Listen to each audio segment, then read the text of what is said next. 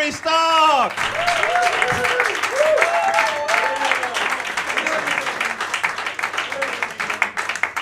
Thinking, oh Christ, they're going to let Grandad loose from the microphone. Oh God, and you know what? You're bloody right. Now I've got some bad news for you lot. This mic's gone a bit. Anyway, you're all going to die. You're going to die. You're going to die. You're going to die. You're going. Him lurking behind the curtain, he's going to die, and I'm going to die. The only difference is, I'm going to do it before you. Nya, nya, nya, nya, nya, nya. So anyway, good evening, ladies, gentlemen, and the undecided. My name is, oh God, my memory these days. Anyway, as you can see, I'm an old git of 78 with grey hair and a wide parting. And the thing is, it's statistically probable that nearly all of you here in this room tonight will one day be 78. I just got there a bit heady, all right? I know you should get a bloody move on, because you know, I've been hanging about here. Anyway, I thought what I'd do tonight is just mark your card for you, let you know what you're in for further down the line. Because I tell you what, you won't notice, it'll just creep up on you. One day you'll be walking through Marks and Spencer's and you'll suddenly go, ooh, that's a nice beige cardigan. Put that together with my dung-coloured corduroys and my highly polished walking stick, and hey presto, babe magnet. Listen, you may laugh, but I'm considered a bit of a toy boy by certain hot chicks in their early 80s. But whatever you do, don't go down the Michael Portillo route of wardrobe as compensation. Yes, ladies and gentlemen, I am sitting on an ordinary, boring suburban train, reading to you from an out-of-date railway guide, but hey, pink trousers.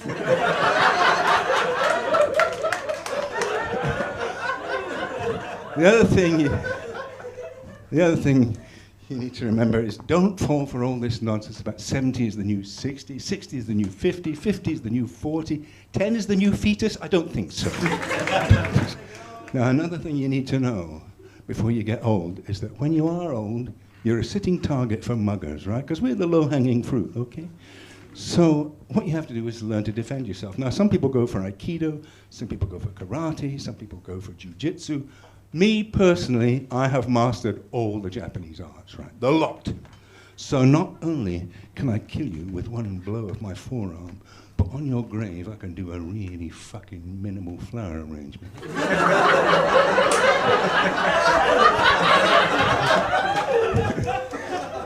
And the other thing, by the way, I don't want to be one, don't ever become one of those gits who goes on about the good old days. Oh, when I were a lad, it was, oh, you could get down, go out with sixpence in your pocket, get a copy of the Beano, a bottle of Tizer, and still have enough left to get polio. Oh, it was marvellous.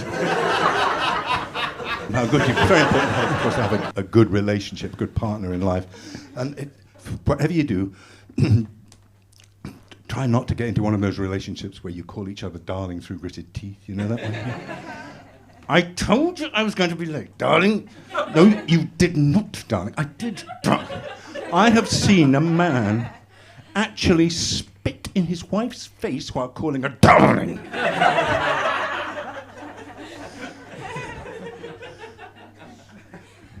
True story. This is true. About a month ago, I'm going from my home in Putney. I'm on the tube going from Putney Bridge to Earl's Court, about 4 stops, about 10 minutes. It's a crowded tube, and I'm standing up. And I'm reading that book, Shuggy Bain, you know, the one that won the Booker Prize. And I've got it in my hand. Well, I'm sort of reading it. It's in my hand. I'm not actually reading it. And over there, there's a woman sitting. I'm standing, she's sitting. And she's actually reading Shuggy Bain. So she's rather attractive. She's in her mid-60s, I would say. Very well kept, very well preserved, nice hair, nice everything, you know.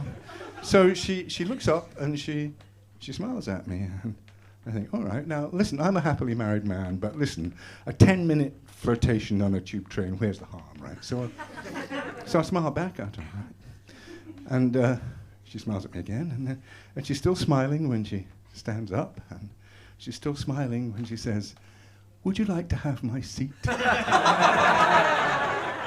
I know, I'm more of a stand-up tragic, really. And I thought to myself, yes, I would like to have your seat, but not in the way that you mean.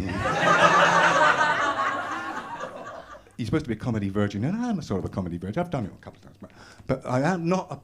I'm used to using a microphone because I used to do voiceovers years ago, back in the days when I worked. I used to do voiceovers. And you may remember, I am not just a dog. I am an I-am's dog. That was me. And there was also there was years earlier. There was one with the Walls dog that wouldn't say sausages. It would only say "Woes, woes." That was me again. For some reason, whenever there was a talking dog, I was the voice of the dog. I don't know why, because it's not what I wanted to do. What I wanted to do was the sexy, close microphone stuff, you know. At last, Tampax for a man. Yeah.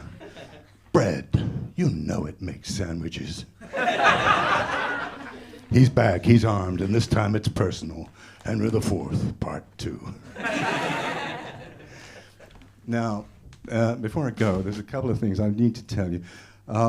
As you get old, you find you have less and less friends because they're all dead, you know. And all the guys that I was at school with, you know, Billy Thompson, Jimmy Smith, Willie Wilding, he's dead. He's just. I'm the only one left. So what that means? What that means is that I've won.